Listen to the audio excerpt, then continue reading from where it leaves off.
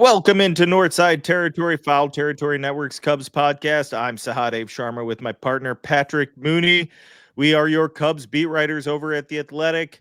Patrick, it is opening day at Wrigley, the home opener.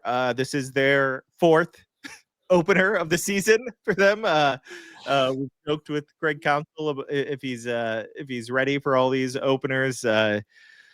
It's a lot for everyone, but they're finally home at Wrigley. The Wrigley opener. We'll see. The weather isn't the best, but that's I think we're all kind of used to that.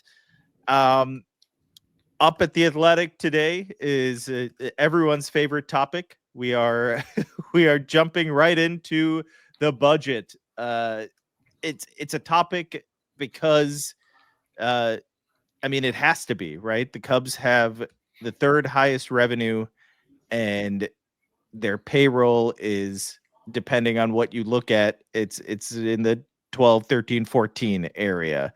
Uh, that gap is eye-opening. It's hard to look at those numbers and not, kind of side-eye it or tilt your head and wonder what's going on here.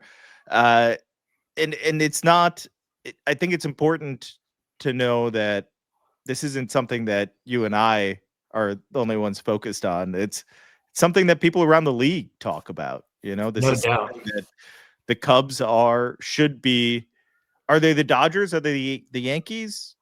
No, they're No. not. But why are they behind? Why are they so far behind? Why are they not in the top 5 or 6? That, I think, is the question we hear and have been hearing for a while now, and continue to hear. I think we, at least I did. I got some people saying, "Oh, here the Cubs go," when they got Kyle Tucker, and then where were the finishing pieces? Where was the Alex Bregman move? Right, like that was supposed to be the next one, or something like that. A big pitcher, something. Or hiring Craig Counsell. You hire Craig Counsell. Surely you're going to give him all these, shiny new toys that they couldn't afford in Milwaukee. I guess let's start with, because part of this story was, in addition to all the people we've talked to, and this includes sort of like,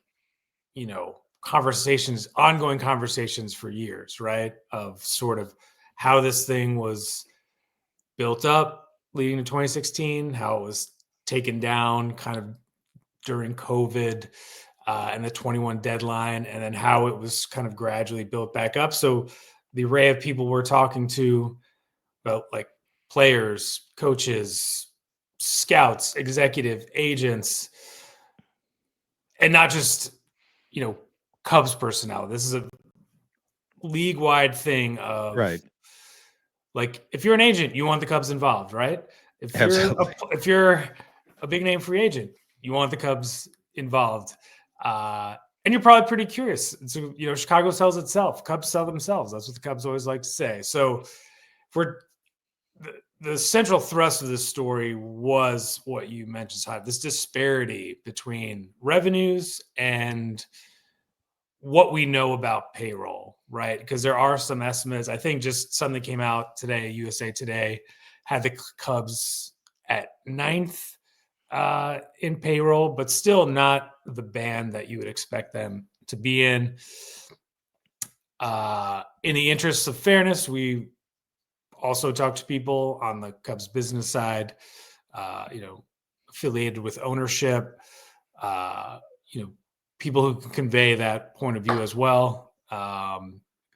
They would say the overall baseball spend is higher, that payroll does not account for all the investments they've made, including a certain manager from Milwaukee.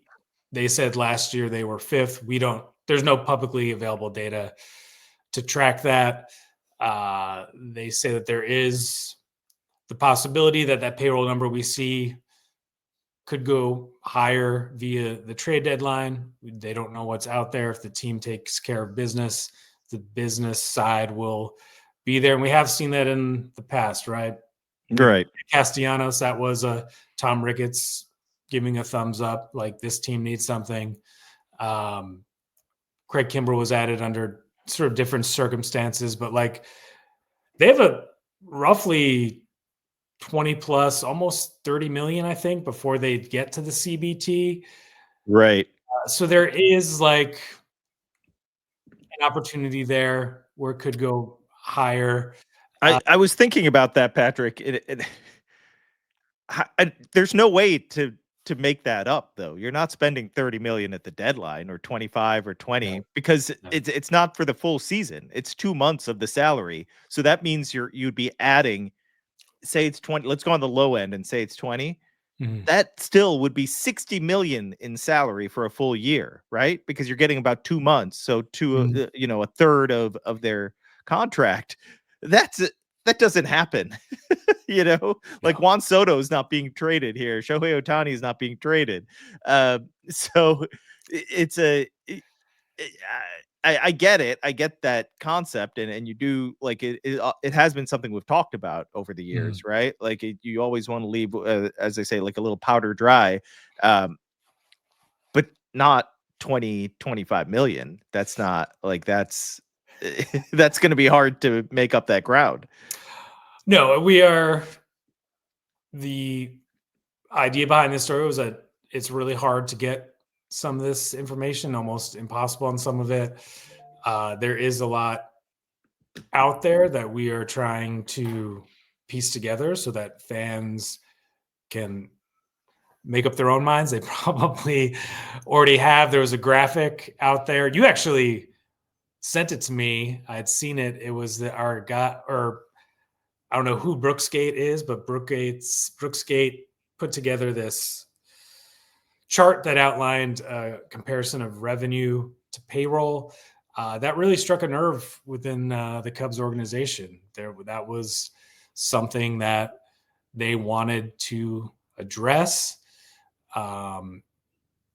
We can't see their books, but part of the reason that they just felt that not having a line for expenses was totally misleading. Like, oh, here's your Right. revenue, here's your pay, which I think anyone who's walked into Wrigley Field can get a sense of what a massive operation it is when they own the ballpark. Fortunately, it's not a municipality paying for it. There's one of those that the White Sox play in. But capital expenditures, operating expenses, a huge payout in terms of revenue sharing. This is not us trying to make excuses for it. This is just trying to give our listeners and our readers a sense of where they're coming from on this. And Right. I think, one thing that's stood out too is like the arms race in the National League in their eyes is kind of out of control. And they're just at this moment stuck in the wrong league if you're looking for an easy path to October and into the World Series. That's all of these organizations and ownerships, groups that have started behaving differently basically since that post 2016 window. Like they're all seemingly consolidated in the National League. Right. I want to touch on that because there's some important things all about the National League and their division. Let's take a quick break before we get to that. FT fam, shout out to Homage. Make sure you check out the website and also use our code if you want a little 20% off if you're a first-time shopper. There are so many Major League looks in so many different ways that you can find on T-shirts. There's all kinds of pants. The starter jackets are fire this year, new and more improved, and just every team you're looking for, Kratz, they've got it for you. I mean, I'm going to hit on the Phillies because they got the old school, the back in the day before I was born, my dad's old school P, but then the starter jacket with the maroon Phillies P on it. Oh, baby, get that, John, because you can wear it all year when it's cold and in the spring when it's warming up. Yeah, go for it. Heavier, higher quality fill to take you from spring training all the way to the playoffs. We've got them. Check out the website again, homage.com. I love their Grateful Dead baseball line as well. And use the code Foul Territory for 20% off if you are a first-time shopper. Get after it, FT fam. Patrick, it's easy think to look at the division, right, and say, well, the Cubs outspend all those teams by quite a bit, right, and I think it's also fair to point out that they outspend them, and they haven't won the division in a full season in quite a while, right? It's been since 2017 since they won the division, right? And That's amazing. 18 since they made the playoffs, and that was they lost the division on that. Basically, that was a great run by the Brewers in September. Cubs won 95 games. That was a good Cubs team. I don't want to discount that team. And then since then, it's been not much. 2020, you can give them that division win. I'm not going to complain about it, but it's that's a 60 game season. Who knows what would have happened if they played 100 more games. I think that's a fair criticism of Jed Hoyer, right? And Cubs front office, the baseball operations in general, right? But I think you also have to I think it's also unfair to say that's their only competition. The goal can't just be to win the division. You're competing against, you said this, you're competing against teams that are spending in another stratosphere.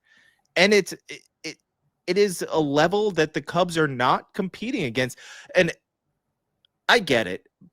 Competing with the Dodgers and the Mets and the Phillies right now financially is a little it's tough to swallow for some of these owners. I don't want to make excuses for them, but if you want to say, okay, like let those teams be, why are the Diamondbacks spending more money than the Cubs?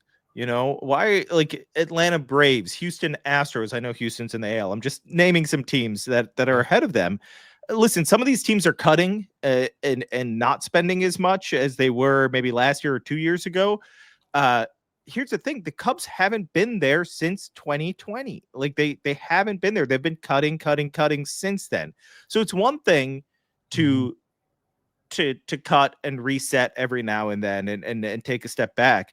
But to not go back up there, I just don't like. We can't say. I thought the executive in our piece made a good point, right? Like it's a little jarring to see where they are, but essentially, I thought what I took away from those quotes was this is a rival executive, to be clear. If I didn't make that clear, essentially saying, that that they've been in on guys. They haven't gotten that deal. We knew what they were doing when they sold off in 2021. They announced what they were doing, but you kind of expected them to start spending at some point.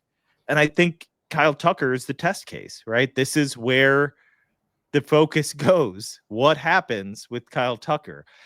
And when you start those cries for him signing aren't going to stop anytime soon. The way he's playing, the way fans have it's been 9 games and fans have forgotten what it's like to watch a player like that. Like this is the way he started the season is the way Chris Bryant played in 2016, right?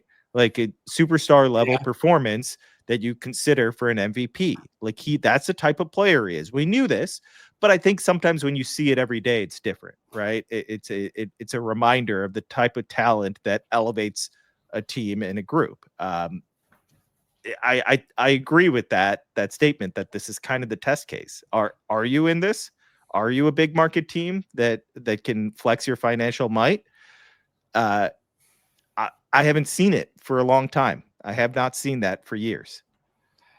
No, I mean, and I do wonder if some of this conversation would be a little different if they had signed Tanner Scott and then maybe done that would have opened up some other moves. Obviously, if Alex Bregman had picked the Cubs, this isn't the story. Like right. That would have been the guy. You can go back the previous spring training of Matt Chapman with a deal that, was not at the time a 6-year, 9-figure type of commitment. It was a really short to medium term deal, depending on how he performed and the opt-out decisions or not. And I mean, He's a guy who had I think it was a 7.1 WAR season per Baseball Reference, and the Cubs used 7 different third basemen last year to start games, and all 7 are gone from the organization. So it's just I think most people can understand, like, hey, a 15-year contract for a player, even one who's probably going for the Hall of Fame, is a little crazy, right? Like, you have to be a little if you want, what's the Andrew Friedman quote? If you want to be rational on every free agent, you're never going to sign for, or you'll finish third for every free agent, something like that. Yeah, something like that. And like, you know, the perception that Steve Cohen is essentially doesn't care how much money he loses on an annual basis with the team is something that is almost impossible for another team to compete with, right? Like, if he's just viewing it as, this is my passion, and if this is a vehicle for something much larger, whether it's a real estate development thing or the appreciation, or like, he can just write that off, like, that's hard to compete with. And the Dodgers have this amazing TV deal, and they've built this ideal environment that is hard to compete with. But after that, it's kind of like, what's going on? Why is this team that really heralded itself as this, business baseball behemoth, when the renovations were underway and, the team was going to the World Series, like, what happened? And I think a lot of it is how these other teams adapted or changed hands. Steve Cohen, the biggest example. Everyone knows the Dodgers, but it's even, John Middleton, who comes from a family that had a big tobacco business and that they had sold, and he's taken on more investors in the Phillies. In part, that money probably helps the payroll, right? I mean, right. Peter Seidler, before his death, was just didn't care. He wanted to do something special for his city and really just totally reimagined that franchise. You have the Braves building the Battery in Atlanta that has helped turn, that's a Wrigleyville idea that they just put. I mean, you've been there, right? That right. Like, just put it out in the suburbs, right by a highway, and let the people come to you. The Diamondbacks are just a well-run team that does do kind of Corbin Burns deals out of nowhere. So, those are, as much as underwhelming as the Central is, like, that's not the end game, or it shouldn't be. Right. The reason this is an issue, right? Like, it's more than just where they sit, right? Like, they're too low, right, on that list when we look at their team payroll. But you want to look at when you talk about their division and say, well, they're outspending everyone. They need to really hammer that home. They need to use that money like as huge leverage, because they don't have the advantages in that's their advantage, finances, right? Yeah. The CBA is built to force them to use that as their biggest advantage, and they're not fully leveraging that. Because when I say that, what I mean is all these other teams in the Cubs division, they get extra draft picks, right? When they sign, if they decide to sign a big name free agent, they lose lesser draft picks than the Cubs would. The Cubs don't get these extra draft picks that the Cardinals and the Pirates and the Brewers and the Reds get. Like, they get draft picks every year because they're small market, not just for losing free agents, which they get better draft picks than the Cubs would for losing free agents. They get it just because they're small market. Like, it seems small to the fans. This is huge for building a farm system, for really, like, front offices look at this stuff as gold, right? We don't have their internal numbers, but my guess is the valuation of those are quite high, right? Those draft picks. You can trade them too, right? Or some of them you can. There's some of those picks that you I can think trade. I'd have to look at the CBA to remember exactly which ones, but I think you're right. I think it is those. So I mean, it's even Another more avenue. valuable. Yeah. That's another piece of leverage that the Cubs just don't have. Listen, the Cubs. I think there had been some debate about this because the Cubs had been losing for all those years from like 21 to whatever 23. The Cubs are a destination. They have a lot of things that players want. Prime among them is the city of Chicago. Like, people want to come here. Like, talk to players. They'll often say, we do that anonymous poll every year, and when we've done it in the past, one of them, like, what's the city you love to go to on a road trip, right? Yeah. Obviously, we don't get these answers. I'm talking about all the other beat writers. Chicago's often way up there. It's New York and Chicago. That's where people want to go. People love Chicago. People like coming here in the summer. They want to play at Wrigley. I know fans get frustrated with the losses, but it is a destination, and that they'll ask Cubs players like, hey, throw my name out there to your front office. Hey, what's it like there? Hey, I want to come play for the Cubs. And they're not in on these guys. I mean, to enter an off season when you know you need, like, when they told us that that pitching was their number one need, right? Going into the off season, and not even in on Corbin Burnes and Max Fried. That says a lot, right? That can't be the way they operate. And I think that when you look at them outspending the rest of the division, I agree that, I mean, that's just a fact. They are, but it has to be at a higher level. It has to, again, not the Dodgers. I'm not saying that. I think fans would love that and deserve that. That's not going to happen. But why are the Diamondbacks in on Corbin Burnes and the Cubs can't be? Why are things like that happening? It's just jarring to see. Well, look, at least you won't have to ask those type of questions when the game goes through an absurdly long work stoppage after the 2026 season, right? No.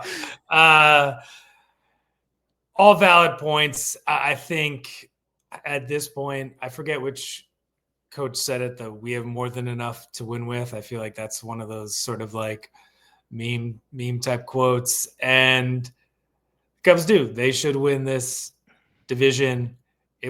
This is Jed Hoyer's handpicked roster. I mean, every player who's come through the door, he's been a part of the organization. There can't be anyone still playing who was there in 2011.